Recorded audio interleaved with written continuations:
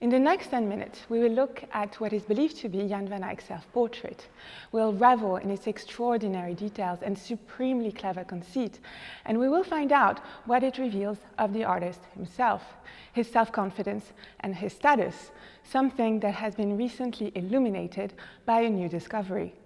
Jan van Eyck was one of the most renowned painters of his day. His reputation extended well beyond his native Netherlands and as far as Italy. Despite his fame, most of his biography remains shrouded in mystery. We do not know when or where he was born exactly, nor with whom he trained. What we do know is that he was sought after by the most brilliant patrons of his day, including the Duke of Burgundy, Philip the Good, who ruled over much of modern-day Belgium and northern France, a region which was at the time the most prosperous in Europe, making the Duke a very powerful player indeed. Philip seems to have held his painter in exceptionally high regard. He paid him handsomely and even went as far as to intervene when his accountant failed to deliver Van Eyck's salary on time. He never employed Van Eyck in the more mundane tasks that usually occupied court painters, such as the painting of banners or the making of decorations for festivities. Instead, he sent him on secret voyages to distant lands and requested him to perform a pilgrimage on his behalf, testifying to an altogether different relationship between the two men. So we don't have much evidence about Van Eyck's life, but the little we have concurs in showing that he attained during his lifetime a position very rarely achieved by painters before him.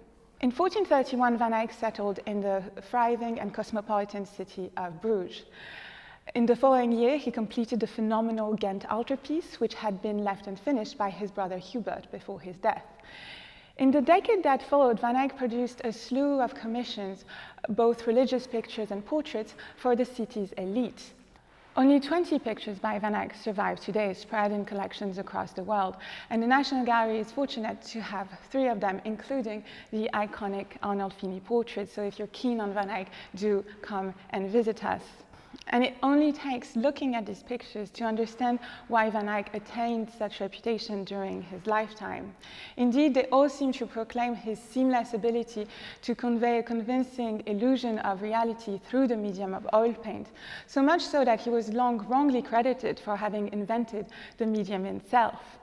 Rather, Van Eyck seems to have perfected it through his extraordinary command of the medium and technical prowess, but also through his prodigious powers of observation, the way he scrutinized the world to understand, for instance, the way light reflects on different materials, the way texture can be conveyed, as well as details.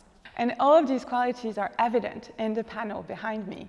Emerging from a dark background, the sitter gazes out intently at us. He's wearing a dark fur-lined robe, but it is his eye-catching red headgear that steals the show. Although it resembles a turban, it is actually a typical 15th century piece of headwear, a chaperon, which consisted of a circular structure, the bourrelet, from which hung a hood and a decorative tail, the cornette.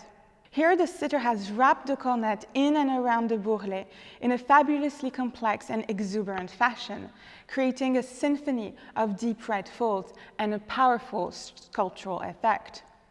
There is a kind of sprezzatura or studied carelessness in this impressive arrangement. Crowned by this flamboyant headpiece, all our attention is focused on the sitter's face, boldly illuminated from the left. Again, one is struck by how carefully modeled the face is, highlighting his cheekbones and the veins that protrude from his temple.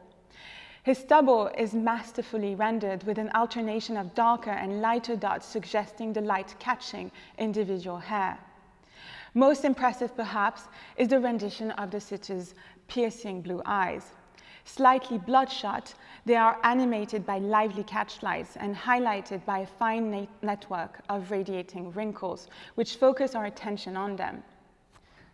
However minute and masterful, these features are painted with great speed and economy, often with single individual strokes or dabs of paint. Another remarkable feature of this portrait is that it has kept its original frame.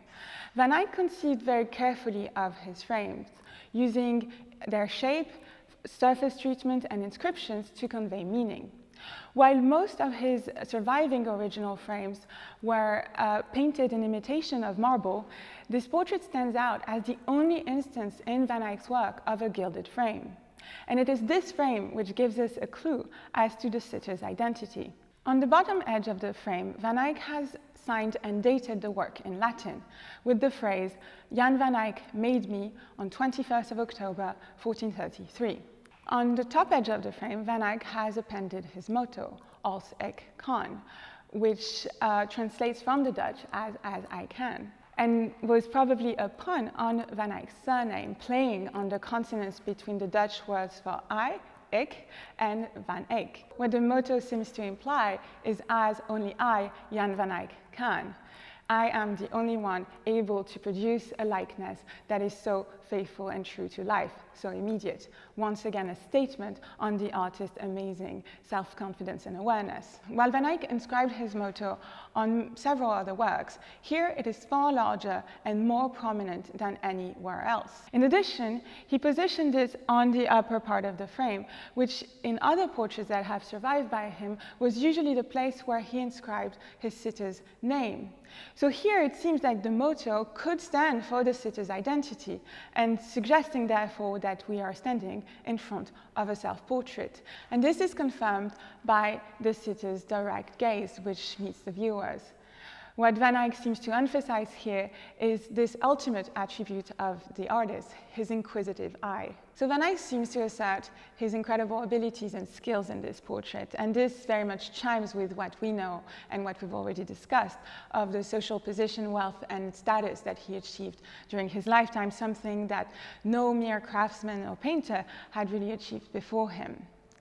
And this particular status he attained has been recently confirmed by a new document uncovered in the Vatican archives by the historian Hendrik Calavir, a request that Van Eyck made to the Pope in order to obtain a confessional letter.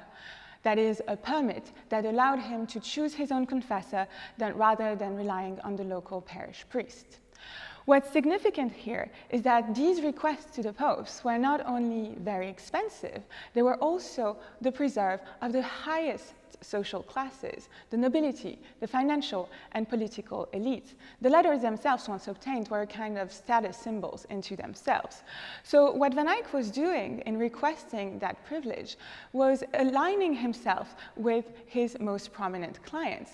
His abilities, his skills, his talent, and his network, allowing him somehow to share and partake into their lavish lifestyles. This discovery is hugely exciting. First of all, because it shows how alive research is in this field. Clearly, there are more things to be found out about Van Eyck, and this is hugely exciting.